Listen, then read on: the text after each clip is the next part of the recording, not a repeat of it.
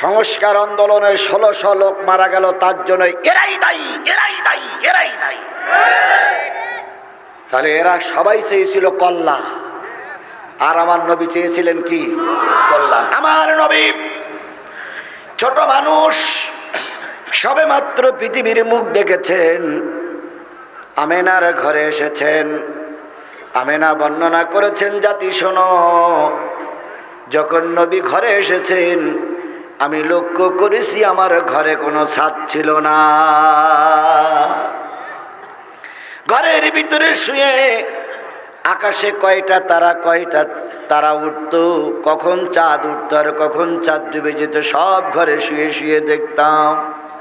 এমন একটা ঘরে রাহমাতুল লিল আলামিন নবী আসলেন, যেই নবীর ঘরে কোনো ছাদ ছিল না, যেই নবীর ঘরে কোনো সামিয়ানা ছিল না, এমন একটা ঘরে নবী আসলেন। নবী যেদিন জন্ম নিলেন সেই সময়টা রাতও নয় দিনও নয়, সংবাদ পৌঁছে গেল নবীজি দুনিয়ার মুখ দেখেছেন। নবীজির ঘরের পাশে ছিল নবীর ফুপি আম্মার বাস উম্মে হানি। উম্মে হানি সংবাদ পেল আল্লাহর নবী আব্দুল্লাহর বেটা একটা দুনিয়ার মুখ দেখেছে। সকালবেলা উম্মে হানি চলে আসলেন আমেনার ঘরে, এসে দেখে নবীজি শুয়ে আছেন, ছোট্ট নবীর মুখটা বিড়বিড় বিড়বিড়ি করে নড়তেছে। উম্মে হানি নবীকে কোলে তুললেন, দুই গালে দুটো চুমা দিয়ে বললেন, ভাতিজা, অনেক সন্তানের চেহারা দেখেছি আর চাঁদের দিকে আকাশের দিকে তাকাইছি, আজকে তোমার চেহারার দিকে তাকাই মনে হয় পৃথিবীতে এত সুন্দর মানুষ আর কখনো কেউ দেখিনি।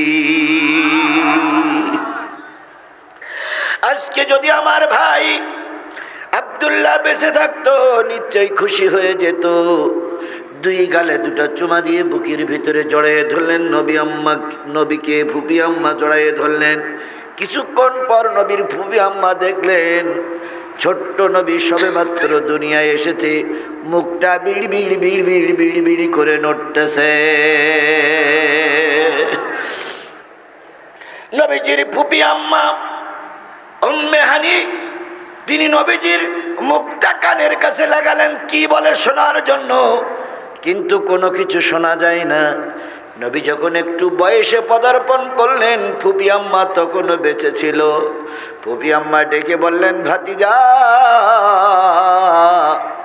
জন্মের পরে ঠোঁটটা নাড়িয়ে নাড়িয়ে কি বলেছিলে? নবীজি ফুপি আম্মার গলা জড়াই ধরে বলেছিলেন, ফুপি আম্মা, জন্মের পরে কেঁদেছিলাম, রব্বি হাবলি উম্মতি, আয় আল্লাহ আমার গুনাহগার উম্মতগুলোরে মাফ করে দাও। তাহলে নবীজি জন্মের পরে কাঁদলেন কাদের জন্য? এ মুসলমান কথা বলেন, কাদের জন্য কাঁদলেন? তায়েফে মার খেয়েছেন, বদরে রক্ত দিয়েছেন, অহুদে দান মোবারক শহীদ করেছেন। তায়েফে যখন মার খেয়ে নবীজি ভুট হয়ে পড়ে গেলেন, কিছুক্ষণ পরে যখন একটু সুস্থ হলেন, জিবরিল আমিন প্রতিশোধ নেওয়ার জন্য প্রস্তুত। নবী বললেন, জিবরিল, আল্লাহরে বলে দাও আল্লাহ যেন রাগ করে না, সব মানুষগুলো যদি আল্লাহ মেরে দেয় কালেমার দাওয়াত আমি কারে শোনাবো?